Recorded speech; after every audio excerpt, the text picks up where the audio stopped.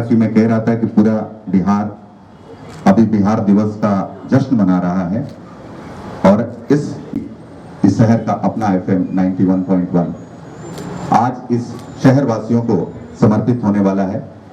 उनके लिए एंटरटेनमेंट का एक और ऑप्शन आज से उपलब्ध हो रहा है, तो ये पूरे बिहार के लिए खुशी की बात है, खासतौर से पटना के लिए खुशी की बात है। तो मैं आभार व्यक्त करना चाहता हूं माननीय मुख्यमंत्री जी के प्रति कि वो इस मुख्यमंत्री जी का अभिनंदन फूलों का गुलदस्ता देकर हम जागरण रेडियो सिटी की तरफ से और जागरण परिवार की तरफ से उनकी एक बार जोरदार तालियां फिनाल से होनी चाहिए। हमारे बीच जागरण पर CEO श्री अभी थॉमस जी यहाँ पर उपस्थित हैं। मैं आदित्य अमन जी से आग्रह करूंगा कि फूलों का गुलदस्ता देकर हम उनका भी अभिनंदन करें। वो पहली बार पटना आए हुए हैं। हमारे बीच executive vice president programming and marketing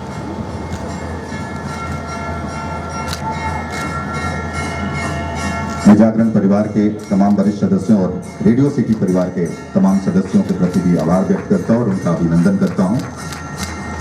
radio city के तमाम जो वर्टिकल हेड्स हैं वो आज हमारे बीच यहाँ पर हैं। मैं उनके प्रति आभार व्यक्त करना चाहता हूं। आनंद जी,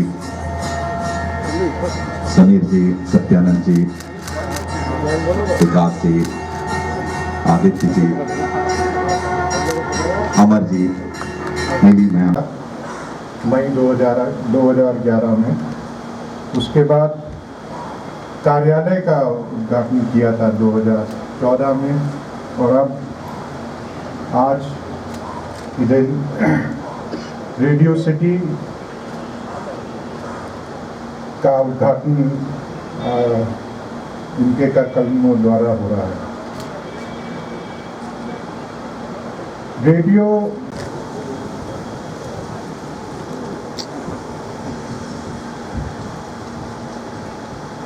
श्री सुनील गुप्ता जी, रेडियो सिटी के मुख्य कार्यपालक पदाधिकारी श्री एबी थॉमस जी, रेडियो सिटी के कार्यकारी उपाध्यक्ष श्री कार्तिक कल्ला जी, श्री आनंद त्रिपाठी जी, दैनिक जागरण अतिथिगण, प्रिंट एवं इलेक्ट्रॉनिक मीडिया के यहाँ उपस्थित सभी पत्रकार मित्रों, देवियों एवं सज्जनों, मैं सबसे पहले जागरण परिवार को पटना से रेडियो सिटी लॉन्च करने के लिए बधाई देता हूँ। और जैसा कि अभी सुनील गुप्ता जी बता रहे थे, ये इनका 39वां स्टेशन होगा और 5 करोड़ इनके श्रोता हैं। ये बहुत ही खुशी की बात है। रेडियो का अपना महत्व है। हम लोग बचपन से रेडियो सुनते रहे और उस समय जो रेडियो का महत्व था वो अलग किस्म से, चाहे समाचार के लिए सुनिए, अब समाचार के लिए आकाशवाणी ऑल इंडिया रेडियो का बिहार में 7:30 बजे समाचार हुआ करता था। लोग बड़ा इंतजार करते थे कि 7:30 बजे सब समाचार सुनेंगे। उसी तरह से आकाशवाणी का जो दिल्ली का होता था, राष्ट्रीय समाचार सुनने के लिए लोग 9 बजे आतुर रहते थे।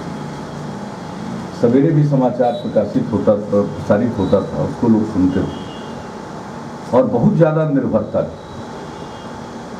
उस समय समाचार पत्र थे, पत्रिकाएं थी। इलेक्ट्रॉनिक मीडिया तब तक नहीं आ पाया। धीरे धीरे दूरदर्शन आ रहा था और वही ब्लैक एंड व्हाइट में जब आया, और बाद में इतनी तेजी से इलेक्ट्रॉनिक मीडिया का विकास हुआ कि अब तो इतने चैनल हो गए हैं और सब के सब एक दूसरे के देखा देखी 24/7 हो गए। जब तक वो चैनल लिमिटेड था, 24/7 नहीं था, तो आज भी याद पड़ता है अब तो नहीं रहे एसपी सिंह जी, उनका कार्यक्रम, प्रणय राय जी का कार्यक्रम, ये सब हिंदी में, अंग्रेजी में एसपी सिंह जी का सब लोग सुनते थे। ये थी खबरें आज तक, इंतजार कीजिए कल तक। तो ये अब भी जो सुनते थे लोगों को याद, अब पता नहीं क्या सुनाते हैं किसी को, मुझको नहीं लगता है कि घंटा भर भी याद रहता है। ये इतनी संख्या बढ़ चुकी है और अब लोग तो चैनल एक सर्फिंग करते रहते हैं, एक के बाद दूसरा कौन, दूसरे के बाद तीसरा कौन, ये क्या बोल रहा है, वो क्या दिखा रहा है, इसी में लोग चले जाते हैं। लेकिन तो पहले जो रेडियो का महत्व, लेकिन आज भी एक खुशी की बात है कि रेडियो का महत्व समाप्त नहीं हुआ। अब लोग अपनी गाड़ी में ट्रेवल करते हैं, व्हीकल में ट्रेवल करते हैं, तो एफएम रेडियो के माध्यम से सब कुछ जानने की कोशिश करते हैं, समाचार भी सुनते हैं, मनोरंजक कार्यक्रम भी चलते रहते हैं। और इन दिनों तो शहरों में कहाँ ट्रैफिक जाम है, कहाँ क्या दिक्कत है, यह भी जानने को मिलता है, इसलिए सब लोग उसको सुनते हैं। तो मुझे पूरा विश्वास है कि जब रेडियो सिटी आपने लॉन्च किया है तो लोग इसका लाभ बहुत उठाएंगे। लेकिन एक ही है कि अब जब 40 किलोमीटर के रेडियस तक है, तो अभी हम पूछ रहे थे सुनील गुप्ता जी से और कल्ला साहब से भी हम पूछ रहे थे कि 40 किलोमीटर के रेडियस तक ही लोग सुन पाएंगे, तो मान लीजिए कि थोड़ा और ज़्यादा सुन पाएंगे, तो उससे पूरा बिहार तो कवर नहीं होगा। अब बिहार के लोग बहुत, आपका अखबार का नाम जागरण है, लेकिन बिहार के लोग बहुत जागृत हैं, इसलिए तो इसलिए हम आपको सलाह देंगे, सुझाव देंगे कि भाई इसका विस्तार जल्दी कीजिए। जब तक नहीं था, जब एक बार आ गया तो बाकी जगह भी लोग सुनना चाहेंगे, इसलिए इसका विकास करिए। और अभी हम पूछ रहे थे तो झारखंड में इनका 2 रेडियो स्टेशन, जमशेदपुर और रांची में, लेकिन पूरे बिहार में, और यहाँ की जानते आबादी आप कह रहे 5 करोड़ हमारे श्रोता है, तो अकेले बिहार को कवर कर दीजिएगा तो आपको तो यूं ही बिहार से 5 करोड़ और श्रोता मिल जाएंगे। तो आपका जो 38 रेडियो स्टेशन चल रहा है, अभी 39वां आप लॉन्च कर रहे हैं, उसमें 5 करोड़ है, लेकिन अगर बिहार में ही पूरे बिहार को आप कवर कर लीजिएगा तो अकेले 5 करोड़ श्रोता तो आपके यहीं हो जाएंगे। तो बिहार के, हाँ, तो जल्दी से कराइए उसको। अब एक बार आदत, अब पटना लोग आएंगे या इर्द गिर्द में घूमेंगे, वही सुन पाएंगे। बाकी पटना के, बिहार के विभिन्न हिस्सों में भी लोग सुने तो अच्छा होगा। तो मेरी तो पूरी शुभकामना है, और रेडियो की जो महत्ता है वह कभी समाप्त नहीं हुई, और आज भी बहुत चीज़ों के लिए लोग रेडियो पर डिपेंड कर रहे हैं। पहले तो लगता था कि भाई कहाँ, अब इस इलेक्ट्रॉनिक मीडिया के दौर में कौन रेडियो सुनता होगा, लेकिन आप गौर से पता कीजिए तो पता चलता है कि अब भी रेडियो पर निर्भरता, खबरों को जानने के लिए, अन्य प्रकार के मनोरंजन के लिए भी बहुत निर्भरता है।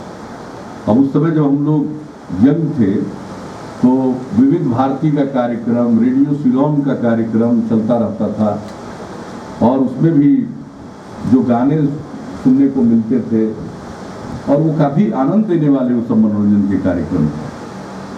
तो अभी भी एफएम रेडियो का जब दौर चला है तो इस समय तो और भी आज की आवश्यकताओं के अनुरूप इसका विस्तार हुआ। तो मुझे खुशी है इस बात की कि आपने अखबार से शुरू किया और रेडियो स्टेशन तक, और इसी तरह से बढ़ते रहिए। और पूरा भरोसा है कि आपके पोटेंशियल है, बहुत आगे आप जाएंगे और इस क्षेत्र में। लेकिन एक ही चीज़ है कि जो सबसे बड़ी चीज़ है, हम लोग जब छात्र थे, 8वीं कक्षा से अखबार पढ़े, हमारे घर में अखबार तो आता था, मेरे पिताजी स्वतंत्रता सेनानी रहे तो अखबार तो जरूर आता था, लेकिन हम 8वीं कक्षा से पढ़ने लगे।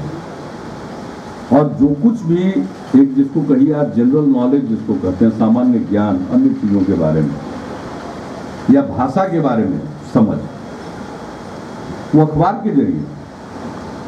लेकिन अब अखबार का वो स्तर नहीं देखने को मिलता, जनरल नॉलेज के हिसाब से भी और भाषा के हिसाब से भी। अब इतना ज़्यादा इसमें टेक्नोलॉजी आ गई है कि सब कुछ उसके सहारे लोग करते रहते, तो कई बार भाषा उसकी चरमराई हुई मिलती, ठीक नहीं लगती। तो मैं तो यही कहूँगा कि एक बार एक चैनल शुरू कर रहे थे तो उन्होंने हिंदी चैनल में अंग्रेजी शब्दों का बड़ा प्रयोग किया, तो हम उनको फ़ोन करके कहे कि क्या काम कर रहे हैं भैया, तो कहते हैं बहुत लोग अंग्रेजी शब्द का प्रयोग करते हैं, कि प्रयोग करते हैं लेकिन इसको ज़बरदस्ती इतना उसके माध्यम से ये क्या कर रहे हैं।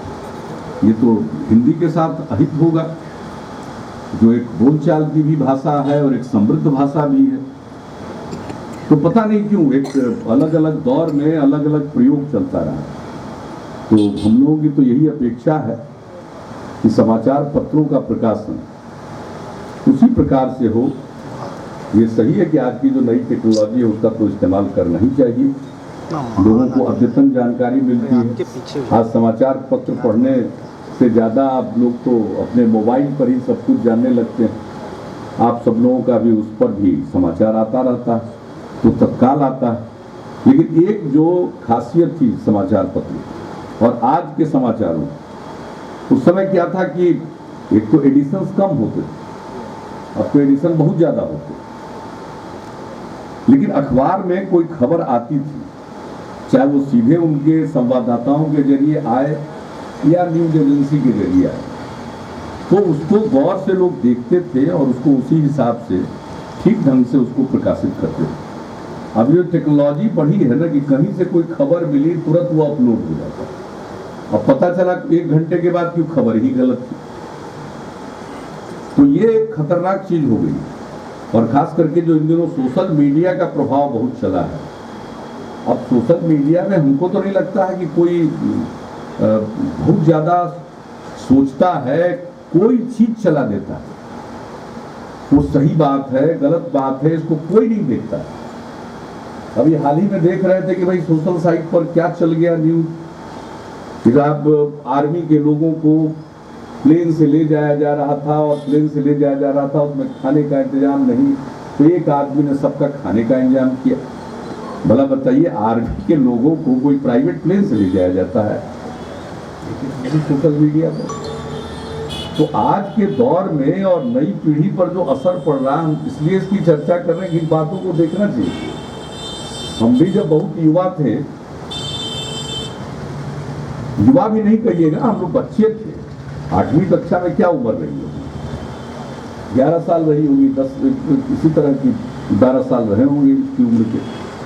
तो उस समय से अखबार पढ़ रहे हैं, लेकिन उसका जो असर पड़ा, जो जानकारी मिलती थी अखबारों के जरिए, और उसके हिसाब से लोगों के लोगों का जनरल नॉलेज बढ़ता था, भाषा का ज्ञान होता था उससे।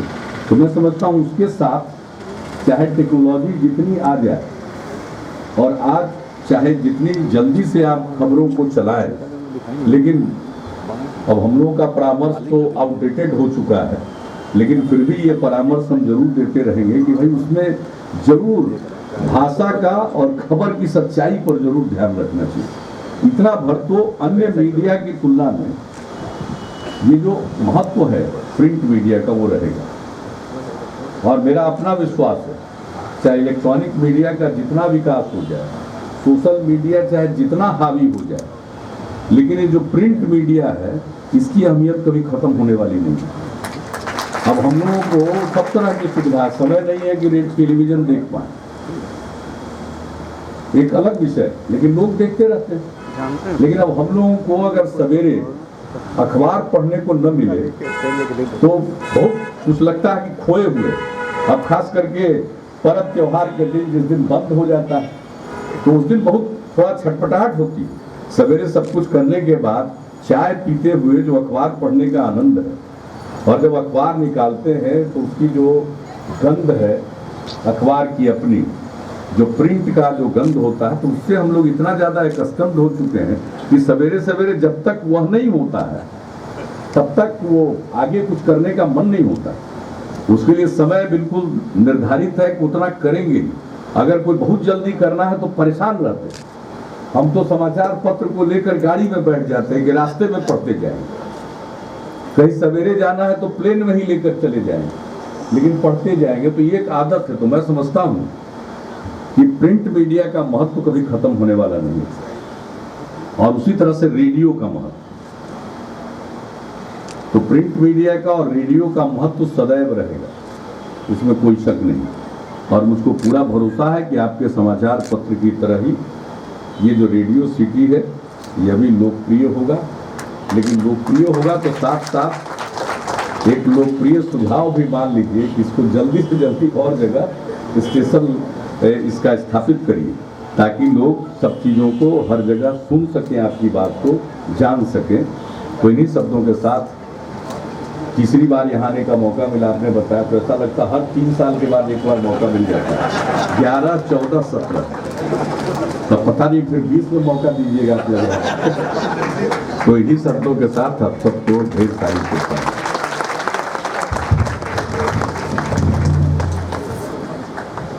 बहुत बहुत धन्यवाद सर।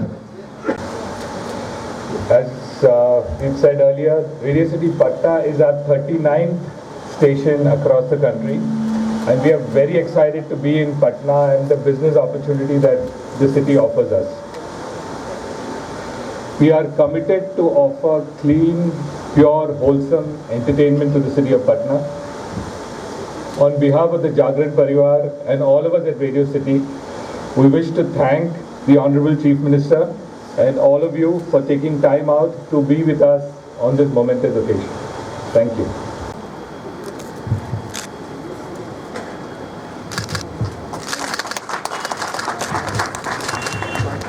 Thank you. मैं आनंद त्रिपाठी जी को आमंत्रित करना चाहूंगा कि सॉल्व बंद कर दी, बंद कर दी।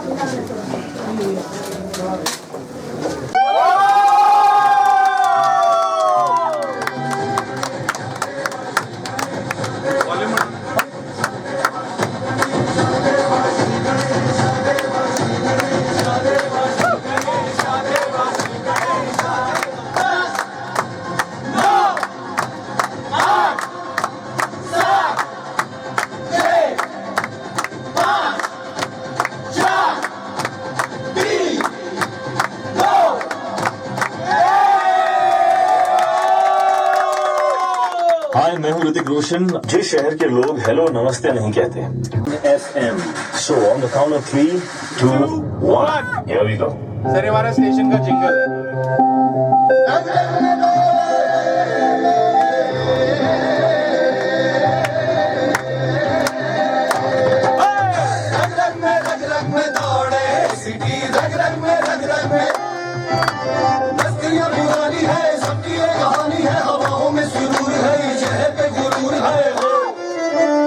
एकदम गर्दा उड़ा दिए।